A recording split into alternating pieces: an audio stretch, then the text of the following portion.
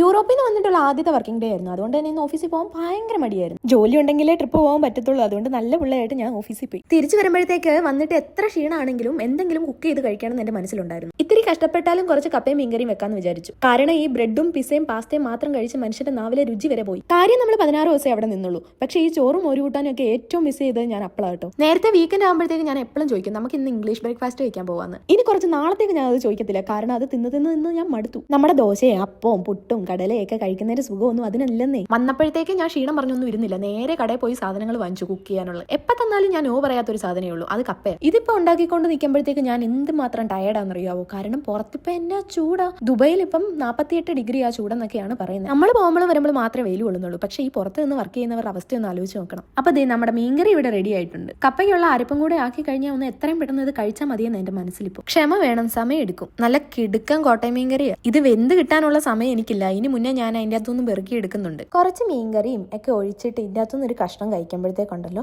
എന്നാ സുഖമാണെന്നറിയോ. ബാക്കി നമ്മുടെ കപ്പയ്ക്കകത്തോട്ട് അരപ്പും കൂടെ ചേർത്തിട്ട് മൂടി പൊത്തി തട്ടി പൊത്തി അങ്ങ് വെച്ചു. ആ നേരം കൊണ്ട് ഞാനൊരു കുളിയൊക്കെ പാസ്സാക്കി വന്നു. അങ്ങോട്ട് കുഴക്കുക നല്ലോണം. നല്ല നെയ്യ് പോലെ വെന്ത കപ്പയും നല്ല മുളകിട്ട മീൻകറിയും ഒരു പാത്രത്തിലോട്ട് അന്ന് വിളമ്പുക.